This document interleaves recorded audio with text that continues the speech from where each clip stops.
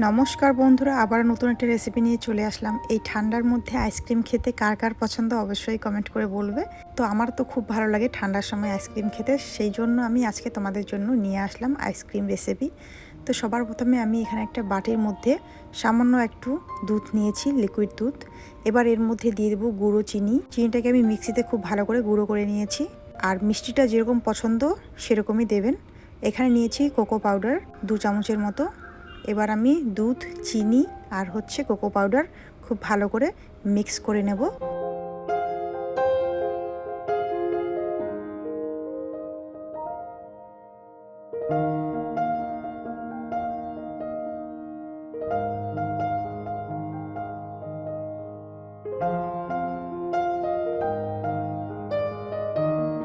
তো দেখতেই পারছো বন্ধুরা, খুব ভালো করে মিক্স করে নিয়েছি।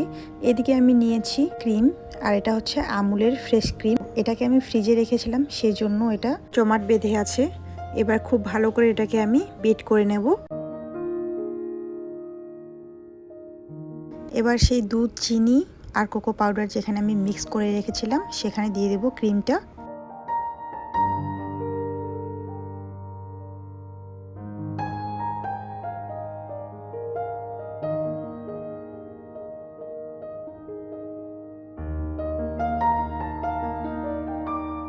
এবার খুব ভালো করে আমি বিট করে নেব বিটারের সাহায্যে।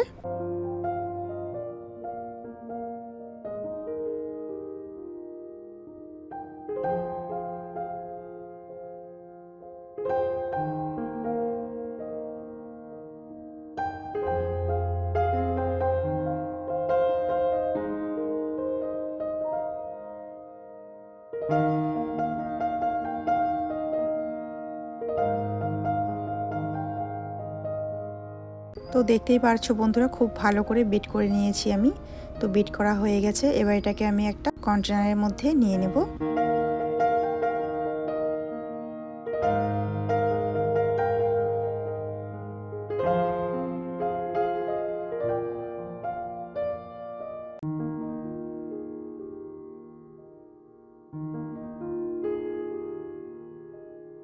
এবার আমি ঢাকনা লাগিয়ে 12 ঘন্টার মতো ডিপ ফ্রিজে রেখে দেব এটাকে।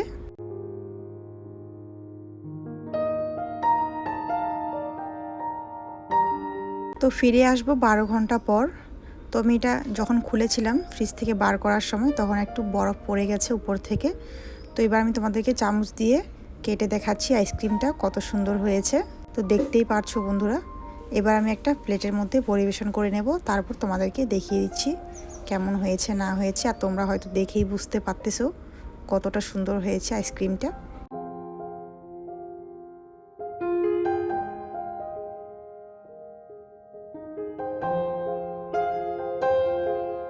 তো খুব সহজে আজকে তোমাদেরকে আমি দেখিয়ে দিলাম আইসক্রিম বানানো। তো এরপরের থেকে তোমরা বাড়িতে নিজে বানিয়ে নিতে পারবে। তো যার যার পছন্দ আইসক্রিম খেতে ঠান্ডার সময়, তারা অবশ্যই বাড়িতে ট্রাই করবে। আর আইসক্রিমটা দেখতে আর খেতে যাতে সুন্দর লাগে, সেই জন্য একটু উপর থেকে পিঙ্ক কালার ছড়িয়ে দিলাম। তো কেমন হয়েছে না হয়েছে আজকের রেসিপি অবশ্যই কমেন্ট করে বলবে। আর দেখতেই পারলে খুব কম উপকরণ দিয়ে আজকের এই আইসক্রিম রেসিপিটা তোমাদেরকে বানিয়ে দেখালাম। তো আজকের জন্য এতটুকুই ভিডিও। দেখা হচ্ছে পরবর্তী ভিডিওতে। রেসিপিটা যদি ভালো লেগে থাকে অবশ্যই লাইক দিয়ে পাশে থাকবে। সবাই ভালো থাকবে, সুস্থ থাকবে।